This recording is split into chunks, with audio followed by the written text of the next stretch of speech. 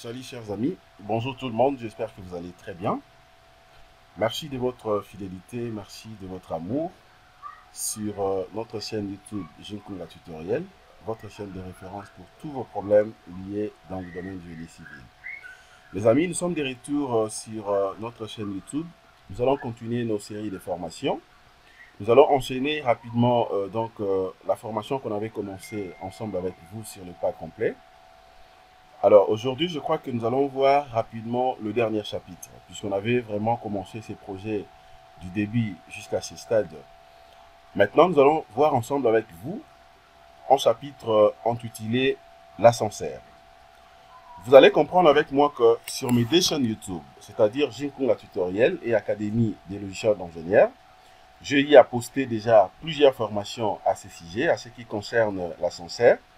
Vous avez très bien maîtrisé le type d'ascenseur qu'on peut généralement calculer ou dimensionner.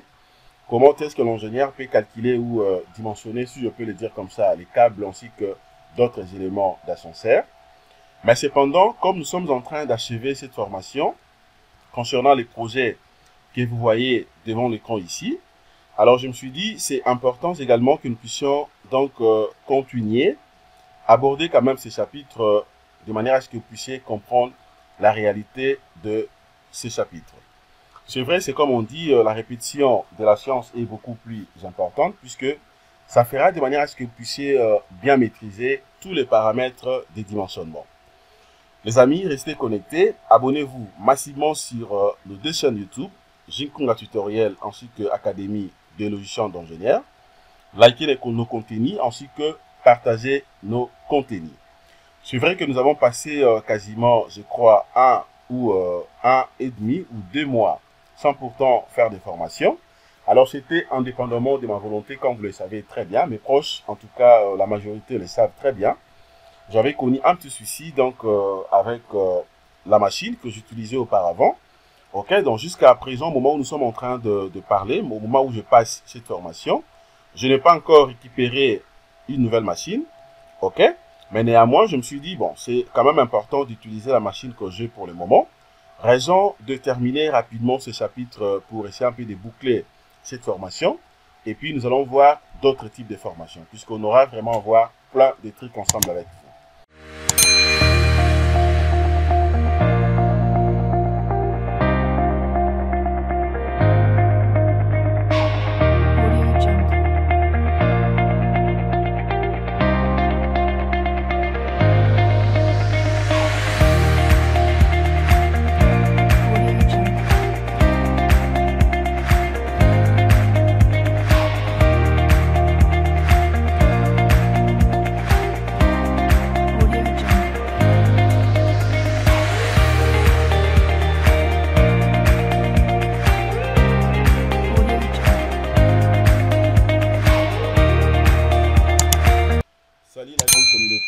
Bonjour mes chers amis, bonjour tout le monde, j'espère que vous allez bien. Je l'ai dit déjà au début de cette formation, dans mon introduction. Nous allons continuer nos séries de formations sur le pas complet, formation donc d'un bâtiment R+5 qu'on avait commencé ensemble avec vous. Aujourd'hui, nous allons voir le dernier chapitre. Le dernier chapitre de cette formation, c'était quasiment sur le chapitre 5, l'ascenseur et l'escalier. Déjà, on avait travaillé sur l'escalier. Je vous avais montré comment est-ce que l'ingénieur peut calculer un escalier droit. On avait vu en tout cas toutes les parties. Mais aujourd'hui, nous allons achever sur l'ascenseur. Je l'ai dit déjà au début, l'ascenseur, c'est un chapitre purement aussi professionnel. Mais néanmoins, sur mes deux chaînes YouTube, j'ai y posté plusieurs formations à ce sujet. Alors, mais aujourd'hui, nous allons faire tout simplement, donc je peux appeler ça comme une répétition. L'idée de vous aider de bien assimiler ce que nous allons voir. Alors, avant d'évoluer, j'aimerais également vous montrer d'abord ce plan. Le plan que vous voyez devant cet écran, c'est justement la vie en plan, étage aménagé. Ok, donc R+1, premier étage, deuxième étage, troisième, quatrième et cinquième étage, puisque ça c'est un plan type, un bâtiment R+5. Alors, à ce qui concerne sa composition, vous allez voir que dans ce projet, on avait premièrement prévu ce qu'on appelle justement le vide mezzanine, ici au milieu. Vous avez les corridors de circulation, puisque ce sont des appartements. Au total, ici, nous avons des appartements. il y a un appartement à gauche. Dans cet appartement, nous avons 2 chambres, plus 2 balcons. Ok, donc vous avez 2 chambres plus 2 balcons. Balcon au niveau justement de la chambre ici, mais aussi un autre balcon, tout près justement de séjour. Et vous avez également une cuisine, balcon service aussi, ainsi que le WC et salle de bain. Alors, de l'autre côté également à droite, vous avez tout simplement la même configuration, puisque c'est un plan type, mais aussi c'est un plan symétrique. Ok, c'est pour dire que tout ce que vous voyez à gauche ici, c'est ce que vous avez également à droite ici. Mais seulement la particularité de ces projets, vous allez comprendre que c'est un bâtiment, donc c'est un projet justement où dans sa partie supérieure, on avait justement donc posé les corridors. Vous avez les corridors un peu partout et puis en vide mezzanine qui va justement du niveau rez-de-chaussée jusqu'au-delà. Alors, ici derrière, vous avez d'abord, nous avons l'ascenseur ici, c'est-à-dire l'ascenseur ici, ainsi que l'escalier. Alors aujourd'hui, maintenant, nous allons étudier ensemble avec vous l'ascenseur. Déjà, la première des choses à savoir, il faudrait que nous puissions voir d'abord quelques définitions ou quelques informations supplémentaires sur l'ascenseur. Comme ça va déjà vous aider au moins de comprendre en réalité ce qu'on appelle l'ascenseur. Mais aussi, quel type d'ascenseur que nous allons étudier ici. Puisque, vous le savez très bien les amis, nous avons donc plusieurs types d'ascenseurs. Ok? Il ne faudrait pas confondre. Quand je parle d'un ascenseur, il faut savoir il s'agit de quel type d'ascenseur. Ok? Puisqu'il y en a plusieurs. Alors, j'aimerais également vous demander s'il y a possibilité d'aller jeter encore une fois de plus un coup d'œil sur nos 2 chaînes YouTube, Jinkung Tutoriel ainsi que Académie de logiciels d'ingénieurs.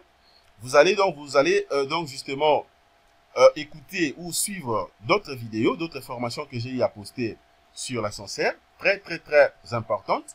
Des formations justement qui pourront vous aider de vous améliorer encore davantage.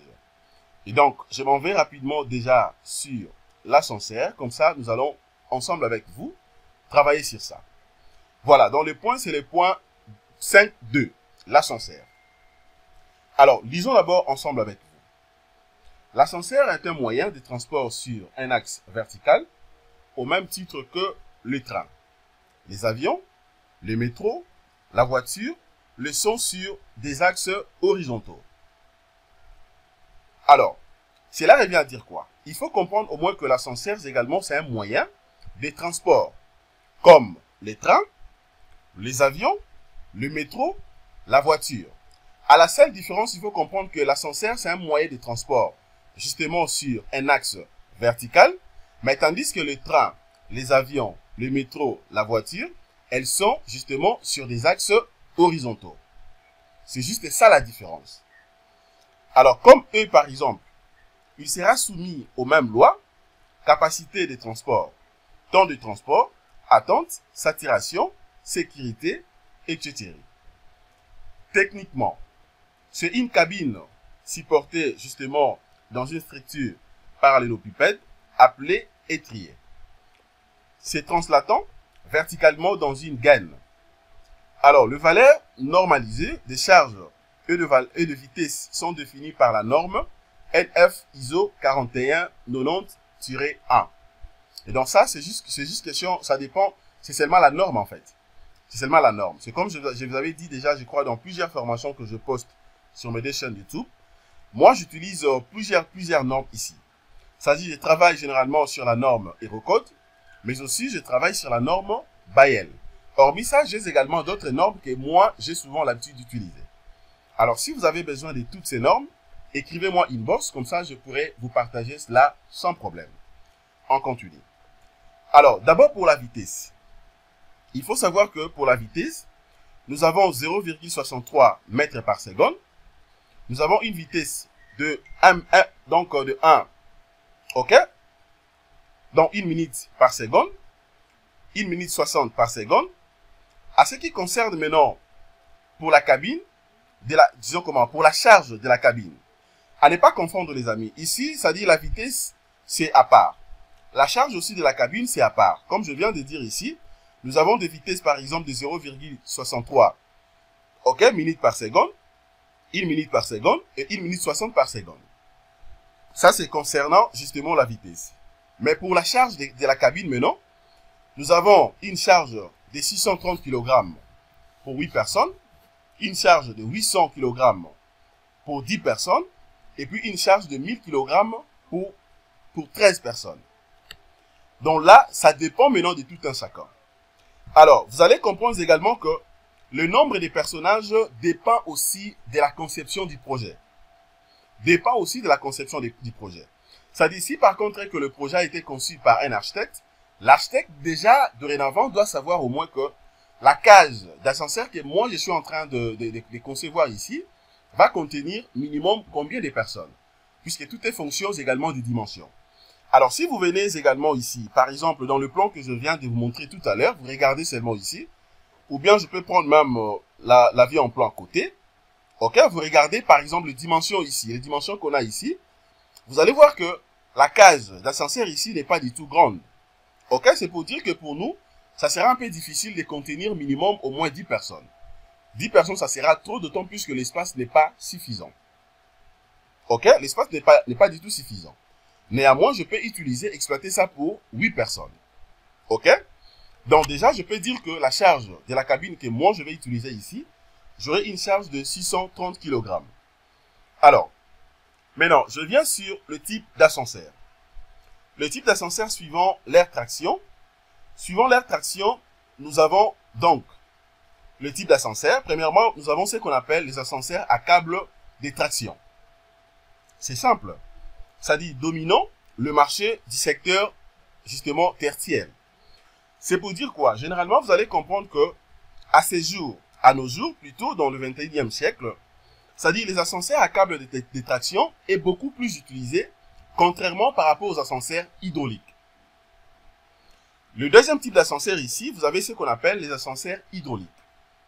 Alors, les ascenseurs généralement se distinguent entre elles, entre autres par, premièrement, les types de traction utilisés pour déplacer la cabine. Nous avons par exemple ce qu'on appelle le déplacement par treillis, c'est-à-dire une partie des tractions est actionnée par un moto-rédacteur.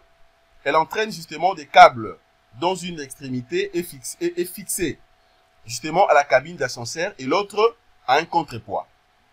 C'est-à-dire là déjà il y a présence des contrepoids, mais aussi il y a d'autres extrémités que vous êtes obligé d'attacher directement avec les câbles. Deuxième point, déplacement hydraulique. Alors, le déplacement hydraulique ici, la cabine se déplace justement à l'aide d'un vérin. C'est ça la différence entre les ascenseurs à câble de traction et les ascenseurs hydrauliques. Dans les ascenseurs à câble à traction, il faut comprendre que le déplacement se fait par les treillis. Ok? Mais tandis que dans les ascenseurs hydrauliques, le déplacement justement hydraulique bien sûr, se fait avec ce qu'on appelle le vérin. C'est ça la différence. Alors, maintenant, ascenseur à câble de traction. Nous allons voir d'abord quelques avantages. Avantage, par exemple, vous avez dans le 1 tiers des consommations énergie hydraulique. C'est pour dire quoi? C'est-à-dire que c'est beaucoup plus important d'utiliser un ascenseur à câble à traction, puisque parmi les avantages, vous allez voir que un ascenseur à câble à traction ne consomme pas, en tout cas, donc l'énergie hydraulique. Ok? Donc c'est à 1 tiers de la consommation hydraulique. Ça, c'est des 1. Le deuxième point, vous avez premièrement présence également d'un contrepoids dont la charge vaut 50% de l'ensemble cabine, câble et charge utilisateur. Donc, ça réduit exactement la charge que doit mettre en mouvement, la motorisation. C'est parmi les éléments très importants. Alors, à ce qui concerne maintenant l'inconvénient, son inconvénient, vous allez comprendre que pour les types, justement, d'ascenseur à câble à traction, son inconvénient, c'est à quel niveau? Nécessite une technologie plus poussée et autrefois donc un cabanon en toiture pour les renforcements, justement, de la stabilité. Donc, à chaque fois, vous serez obligé de chercher comment renforcer, bien sûr, la stabilité de ce type d'ascenseur. Alors, maintenant, voyons également les avantages ainsi que les inconvénients d'un ascenseur hydraulique. ascenseur hydraulique. À ce qui concerne ses avantages, déjà, facilité des constructions, c'est beaucoup plus facile à construire. Déplacement vertical des charges lourdes sur des courtes distances, c'est aussi assuré puisque c'est purement hydraulique. Son inconvénient, la première des choses à savoir est que parmi ces inconvénients, grand consommateur d'énergie, c'est-à-dire ça demande beaucoup d'énergie. C'est ça d'abord le grand souci. Puisque si par contre que vous n'avez pas assez d'énergie ou vous n'avez pas assez des consommations nécessaires, vous allez voir que ça sera vraiment compliqué pour vous d'utiliser ce type d'ascenseur hydraulique. Alors, deuxième inconvénient, vous avez donc le courant de démarrage très élevé. Alors, si vous n'avez pas, par exemple, l'énergie ou bien du courant, donc avec des températures beaucoup plus élevées, ça sera un peu compliqué pour vous de démarrer ce type d'ascenseur. Puisque pour le démarrer, ça demande vraiment beaucoup d'énergie. À ce qui concerne bien sûr les courants. Mais aussi à ce qu'on appelle l'effort de mise à pression de l'huile par la pompe élevée, car pas de contrepoids. C'est-à-dire quoi? Vous allez comprendre que dans l'ascenseur hydraulique, il n'y a pas de contrepoids. Il n'y a pas de contrepoids. Et donc, ça veut dire quoi? D'autant plus qu'il n'y a pas de contrepoids, il faut savoir que la méthode utilisée ici, c'est justement la méthode de pression. On utilise donc la méthode de pression. La méthode de pression est fonction justement de l'huile que vous êtes obligé justement de mettre à chaque fois pour essayer un peu d'alléger tant soit peu cet ascenseur. Et donc, c'est pour dire quoi? Cet effort de mise en pression de l'huile par la pompe justement élevé, car il n'y a pas de contrepoids. Ça aussi, c'est un inconvénient. Contrairement par rapport à l'ascenseur à traction où vous avez déjà les contrepoids, donc je n'ai pas besoin d'utiliser la pression de l'huile. Alors, d'où, dans notre projet ici, l'ascenseur que nous allons justement utiliser est un ascenseur justement à câble à traction. Ok, justement par rapport aux deux points que je viens de vous montrer tout à l'heure. C'est-à-dire les inconvénients et aussi les avantages. Donc, un ascenseur à traction à câble de traction. Donc, voici ci-après donc son illustration. Regardez maintenant l'illustration des types d'ascenseurs que nous allons aborder tout à l'heure. Vous voyez, c'est ça donc sa configuration. Vous avez justement le trait, comme je l'ai dit tantôt. De l'autre côté, vous avez les câbles. OK? Et après, maintenant, là, vous avez les contrepoids. Vous avez les contrepoids. Donc, c'est génial et c'est beau à voir. Les traits, le câble et les contrepoids. Et c'est tout. C'est parmi les éléments importants à utiliser dans cet ascenseur. Alors, d'autant plus que tous les éléments sont connus. Alors, je fais les choix justement du type d'ascenseur que moi, je vais exploiter ici. Alors, les amis, regardez maintenant comment est-ce que vous serez à mesure justement de calculer cet ascenseur à traction. OK? Et donc, maintenant, ce que moi, je vais faire, c'est quoi? À partir d'ici, je peux directement évoluer. Alors, pour notre cas ici, nous considérons justement un nombre total de 8 personnes, comme je l'avais dit, dans l'ascenseur en raison justement des 100 kg par individu. Alors, pourquoi ici, je pris 100 kg par individu? C'est vrai, vous le savez très bien, le poids varie d'une personne à une autre. Je ne peux pas dire que tous les 8 personnes ici que moi j'ai considéré, tout le monde pèse 100 kg. Peut-être qu'il y a ceux qui peuvent peser, peut-être soit 50 kg, 80 kg, 70 kg, 40 kg, voire même moins que ça. Mais néanmoins, d'autant plus que comme vous le savez, l'ingénieur doit toujours dimensionner ou calculer dans le cas les plus défavorables pour se mettre en sécurité. Alors, raison pour laquelle que j'ai considéré dans le poids total par individu des 100 kg. OK? Donc, dans le dimensionnement du câble de traction. Donc, en nous référant justement aux normes françaises, comme je l'avais dit, NF ISO 4190-1, pour ce nombre justement de personnes, nous avons le charge et la vitesse suivante. Déjà, je l'avais dit, donc la charge de la cabine ici, pour 8 personnes, dont j'aurai 630 kg.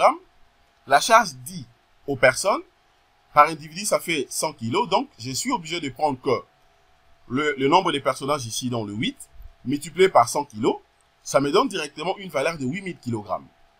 OK? Alors, maintenant, la vitesse. Pour calculer la vitesse, c'est beaucoup plus sympa.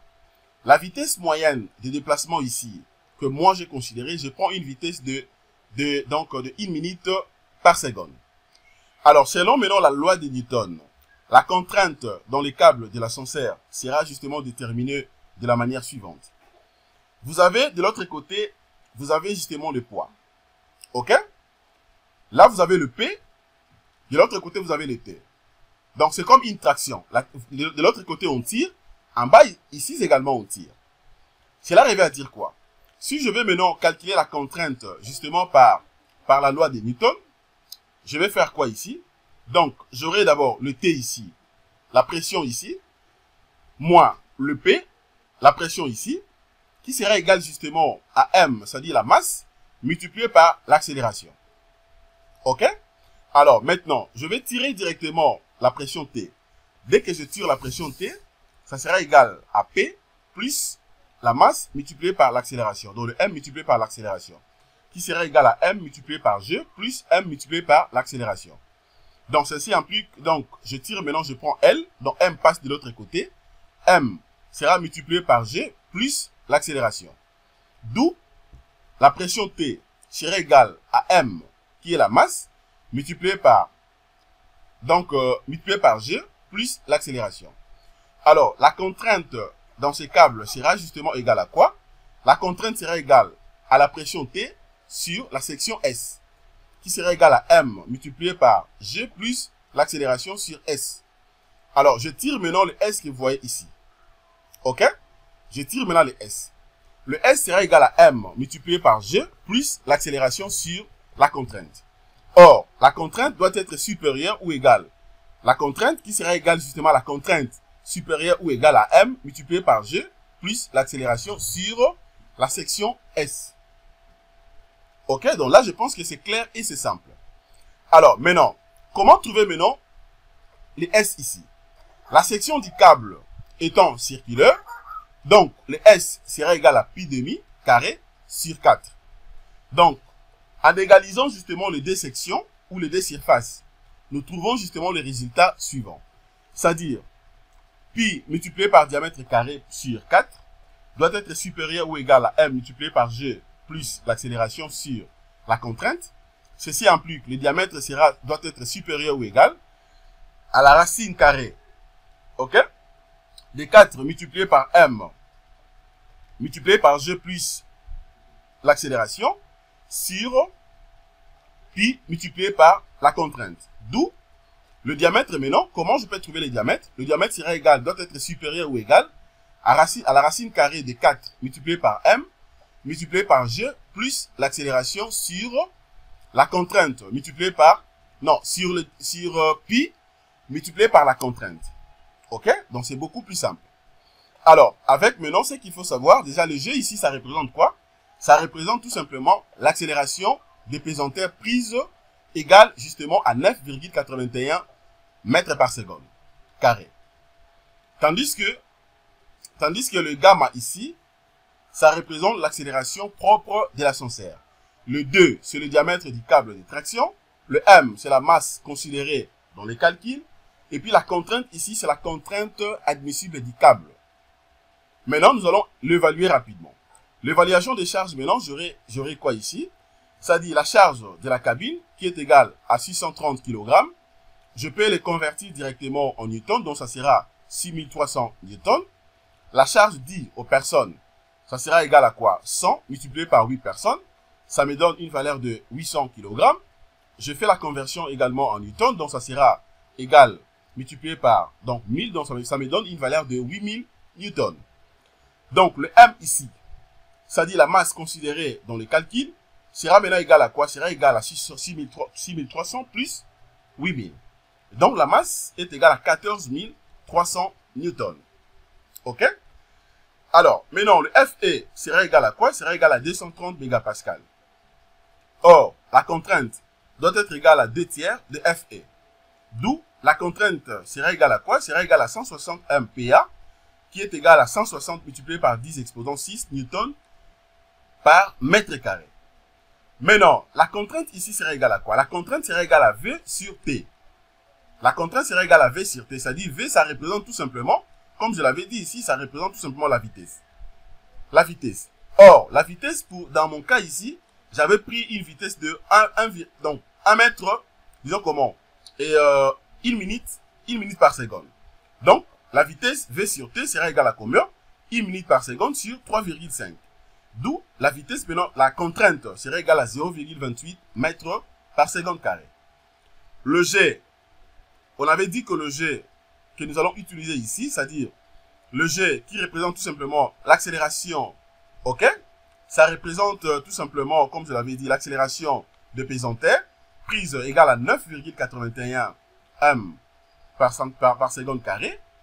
Donc, avec 2, maintenant je vais remplacer ici, 2 doit être supérieur ou égal à 2 racines carrées de m multiplié par gamma plus le G de l'accélération sur pi multiplié par la contrainte doit être supérieur ou égal à 2 racine carrée de, je remplace maintenant m par sa valeur, donc les 14 300 ici, newton, multiplié par les gamma ici, le 0,28, plus l'accélération, le 9,81, sur le pi, 3,14, multiplié par le 160, multiplié par 10 exposant 6.